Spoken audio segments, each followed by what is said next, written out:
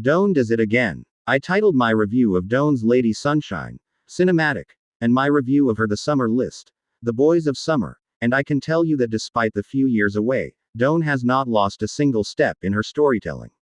This tale is just as cinematic and just as evocative as either of those prior books, and does a phenomenal job of showing one particularly extreme lifestyle, and the repercussions it can have as kids raised within it grow up and begin making decisions of their own. As with much other fiction, and particularly as I write this review on the day that news breaks that, yet again, Augusta, Georgia has arrested a parent trying to make a better life for his kids because he placed them in a safe area for a few minutes while going to a nearby spot for a job interview. Yes, there are absolutely elements of this story that would not play in the real world of the 2020s. Yet this book also isn't set in the real world of the 2020s, instead being set decades earlier, in a period where I myself lived at least very certain specific elements of this life both in and out of the trailer park.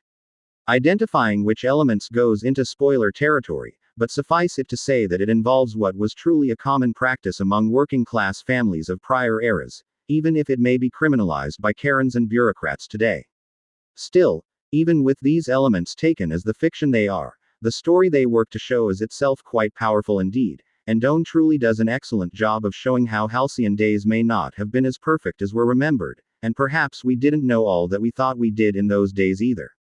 Doan just has a way with coming-of-age stories, clearly, and yet again it truly shines through here in so very many ways.